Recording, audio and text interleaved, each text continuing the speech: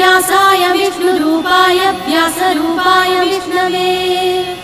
नमो वै ब्रह्मनिधये वासिष्ठाय नमो नमः अविकाराय शुद्धाय नित्याय परमात्मने सदैकरूपरूपाय विष्णवे सर्वजिष्णवे